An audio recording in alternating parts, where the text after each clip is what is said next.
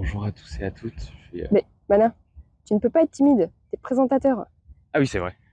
Bonjour à tous et à toutes. Je suis hyper heureux de vous retrouver sur un nouvel épisode de 15-25, l'émission qui parle de nous les jeunes. Et là, cette semaine, on va parler des relations sociales et plus précisément de la timidité. Pendant le tournage de cet épisode sur les relations sociales, j'ai pu rencontrer deux personnes différentes. Une personne timide et introvertie et une personne extravertie. Vous allez pouvoir découvrir chacune d'entre elles dans des épisodes différents de 15-25. À commencer par la personne timide dans cet épisode avec qui je vous laisse tout de suite. Kiaora, mon nom est Havaiki Tawira, j'ai 17 ans. Je suis en terminale au lycée Paul Gauguin dans une nouvelle filière nommée la SETMB, composée de 3 filières précisément, le théâtre, la danse et la musique. Et je suis avec Mana. Comment est-ce que tu décris tes relations sociales? Est-ce que tu en as un peu? Est-ce que tu en as beaucoup? Très peu. Je suis plutôt dans les relations fermées. Je préfère les petits groupes. Ouais, je préfère les vrais et des amis sincères à garder. Plutôt qualité que quantité. Oui, c'est ça. Et tu penses pas que c'est possible d'avoir les deux peut-être? On ne peut pas se permettre de donner de l'énergie à tout le monde. On est réservé. J'ai vraiment très peu d'amis. Ok. Est-ce que tu fais des activités extrascolaires ou des sorties? Oui, je fais des activités extrascolaires, mais je ne sors pas énormément. Je préfère les activités qui consistent à ce que je sois seule la plupart du temps. Comme quoi, par exemple, la lecture, qu'est-ce que tu fais? Exactement, la lecture, le dessin, le chant, ou certains sports comme le bar. Jamais sorti en boîte, jamais fait de type pirogue et jamais sorti en soirée tout court. Je suis vraiment à la maison. Je me suffis à moi-même. Je peux rester entièrement toute seule. En fait, c'est que de la bonne qualité. Je pense pas m'ennuyer, c'est toujours de mon moment seul. Toi, en tant que personne introvertie, est-ce que tu penses que les personnes extraverties auraient à y gagner à rester de temps en temps seules et à se recentrer sur elles-mêmes? Pour ne pas mentir, je pense que ça c'est plus compliqué pour eux qui ont l'habitude on va dire, se remplir de ce que les autres leur donnent. Il faut se comprendre soi-même. Les extravertis n'ont pas cette habitude parce qu'ils sont tout le temps entourés. Donc oui, ce que je conseillerais pour des extravertis, ça serait de passer du temps avec eux-mêmes. T'as un petit mot de la fin à faire passer? Juste prenez soin de vous et faites attention sur la route, vu les accidents ces temps-ci. Soyez fiers de vous. Voilà. Merci beaucoup pour ta participation à l'épisode. Je suis conscient que c'est pas toujours facile de passer devant la caméra, ou là en l'occurrence devant le téléphone. Et je me considère comme chanceux parce qu'une interview d'une personne timide dans un épisode sur la timidité, je crois que ça se passera jamais. Bon, pendant cet épisode sur la timidité, j'ai pas eu l'occasion de recueillir des réponses spéciales, vu que l'avis médical le plus pertinent, c'était forcément celui d'une psychologue comportementale que je vais laisser se présenter tout de suite. Bonjour tout le monde. Alors moi je suis Caroline Alter, je suis psychologue, je suis spécialisée en thérapie comportementale et cognitive. Donc c'est des thérapies qui existent déjà depuis un certain nombre d'années et qui partent du principe que l'origine des troubles est à rechercher dans les apprentissages. Les comportements qu'on a qui nous posent problème aujourd'hui sont le produit d'un apprentissage et puisqu'on a pu les apprendre, on va les désapprendre pour les réapprendre autrement. On va passer très peu de temps à chercher pourquoi est-ce qu'on a ce problème, mais plutôt s'axer à la recherche de solutions, comment se débarrasser du problème. C'est quoi déjà la timidité ou l'introversion? C'est quel terme qu'on devrait utiliser? Alors, en thérapie comportementale et cognitive, on ne parle pas de timidité, on parle d'anxiété sociale. L'anxiété sociale, c'est la peur du jugement de l'autre. C'est accorder une importance démesurée à ce qu'on pense que les autres pensent. On a souvent tendance à penser qu'on est timide parce que c'est notre personnalité. En réalité, la timidité est le produit d'un apprentissage. On apprend au fil de nos expériences. Ce qu'on appelle l'expérience, c'est l'observation précoce de la façon dont nos parents réagissent. Et c'est aussi l'ensemble de nos observations au fur et à mesure de notre vie qui nous conduit à conclure qu'il vaut mieux répondre de façon inhibée à une difficulté, à un reproche, à une critique, plutôt que de s'exprimer.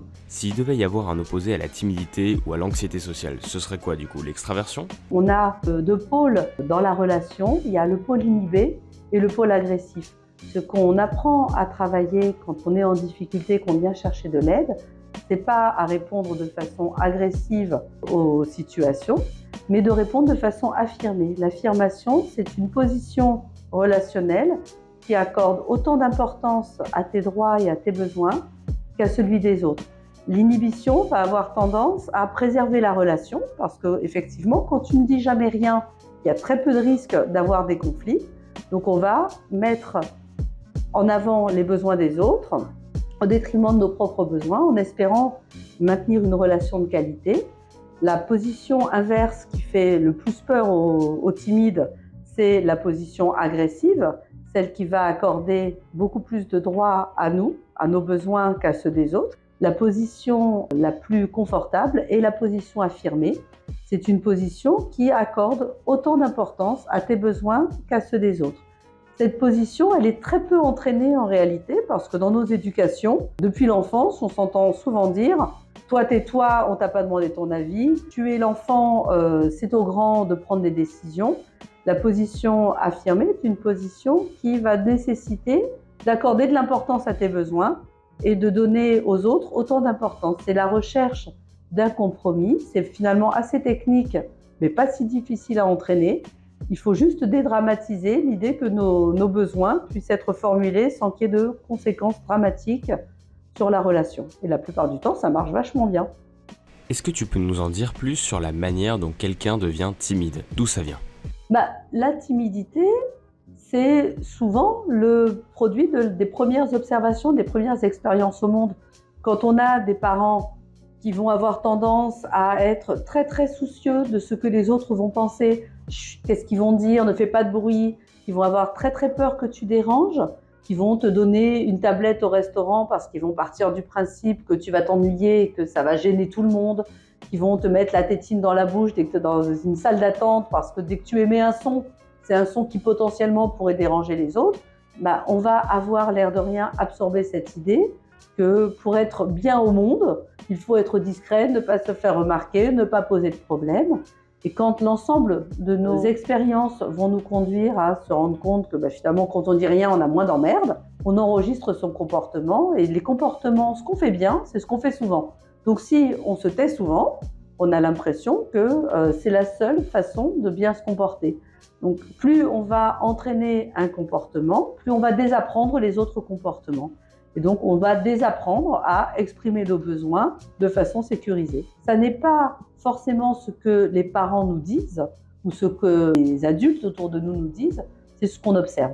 Donc, les enfants observent, créent des théories sur le monde et sur la façon d'être au monde à partir de leurs observations et par rapport à ce qu'ils sont capables de comprendre de ce qu'ils ont observé. C'est intéressant mon métier. Hein, c'est carrément intéressant. C'est le genre de truc, je pourrais en parler toute une journée, j'adore. Quelles peuvent être les conséquences de la timidité ou de l'anxiété sociale sur ta vie personnelle, professionnelle, s'il y en a bien sûr ? Donc les conséquences du manque d'affirmation de soi, de l'inhibition, c'est que finalement on dit rien en espérant préserver la relation et au final, en réalité sur le long terme, ça a tendance à impacter la relation. Parce que quand on n'ose pas dire ce qu'on pense, on n'ose pas jusqu'au jour où on pète un câble. Et la plupart du temps, le timide, il va finir par dire les choses au mauvais moment, de la mauvaise façon, à la mauvaise personne, et il va y avoir un impact sur la relation. Quand on n'ose pas refuser, par exemple, que ce soit de rendre un service ou de prêter ses affaires, on va effectivement avoir plus de gens autour de nous, mais au fond de nous, on va commencer à cultiver l'impression que les gens profitent de nous, qu'il faut se méfier des gens, que les gens ne sont pas fiables. Et comme on ne sait toujours pas dire non, on va avoir tendance à essayer d'éviter les gens. Donc on va finir par s'isoler et ça ne va pas du tout préserver la relation sur le long terme parce que soit on va s'énerver trop fort au mauvais moment et on ne va pas savoir comment s'en relever, soit on va éviter les gens parce qu'on a l'impression qu'ils vont encore exagérer.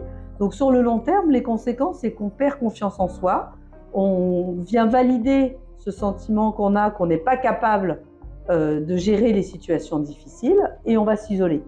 Si on a vraiment des soucis avec notre anxiété sociale, qui est-ce qu'on peut aller voir? Où est-ce qu'on peut aller chercher de l'aide? Déjà, avant de répondre à ta question, ça n'est pas toujours pathologique.